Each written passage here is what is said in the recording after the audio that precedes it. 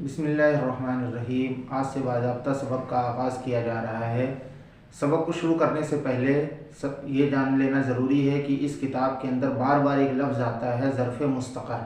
یہ کیا چیز ہے ورنہ بار بار یہ لفظ آئے گا اور آپ پریشان ہوں گے، اس لیے شروع میں ہی یہ سمجھ لیجئے کہ حروف جارہ جہاں بھی آتے ہیں ان کے لیے ان کا کوئی نہ کوئی متعلق ہونا ضروری ہے جن سے ان کو منتسب کیا جائے، متعلق کیا جائے۔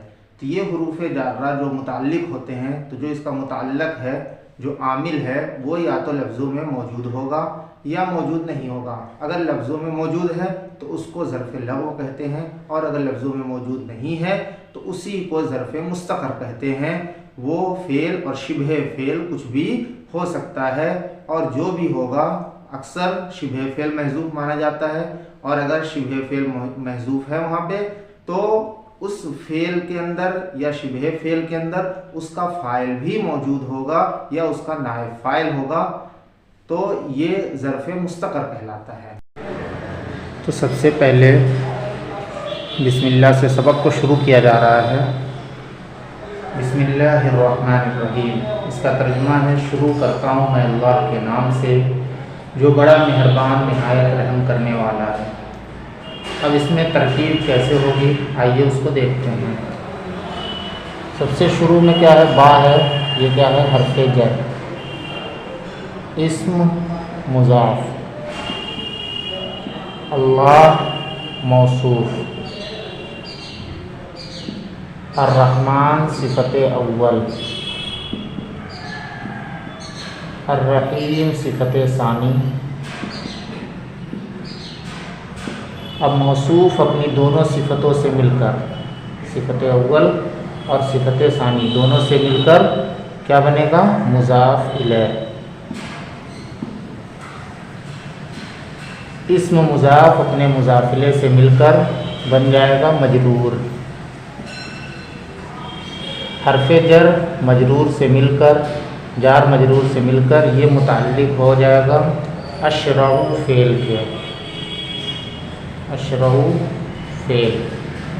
اب اشرع فعل اپنے فاعل اور متعلق سے مل کر جملہ فعلیہ خبریہ بمعنی انشائیہ ہوا۔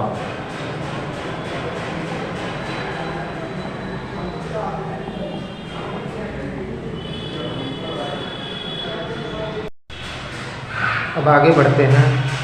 اگلی بات ہے الحمدللہ علی نعمائہ الشاملہ والآلاء الکاملہ۔ اس کا ترجمہ ہے تمام تعریفیں اللہ کے لیے ہیں، اس کے ان احسانات کی بنا پر جو انعام ہیں اور ان انعامات کی بنا پر جو کامل ہیں۔ اب اس کی ترکیب کیسے ہوگی آئیے دیکھتے ہیں۔ سب سے پہلے الحمد مبتدا، لام حرف جر، اللہ لفظ اللہ مجرور، جار اور مجرور سے مل کر یہ متعلق ہو جائے گا ثابتن اسم فاعل ہے۔ علی حرف جر، نعمہ مضاف، ہو ضمیر مضاف الیہ، مضاف اور مضاف الیہ سے مل کر یہ ہو جائے گا موصوف۔ الشاملہ اسم فاعل اپنے فاعل سے مل کر صفت،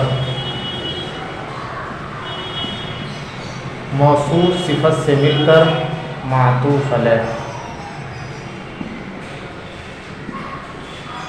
واو حرف عطف، اعلیٰ مضاف، ہو ضمیر مضاف الیہ، الکامل مضاف اور مضاف الیہ سے مل کر یہ بھی بن جائے گا موصوف۔ الکاملہ اسم فاعل اپنے فاعل سے مل کر صفت، موصوف اپنے صفت سے مل کر معطوف، معطوف معطوف علیہ سے مل کر مجرور۔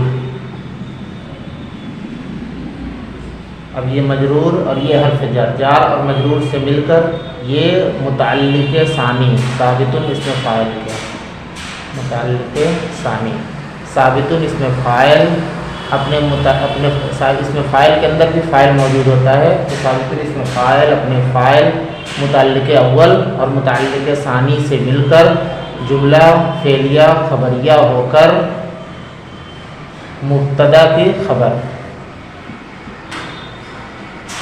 مبتدا اپنے خبر سے مل کر جملہ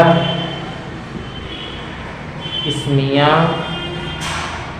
خبریہ بمعنی انشائیہ ہوا۔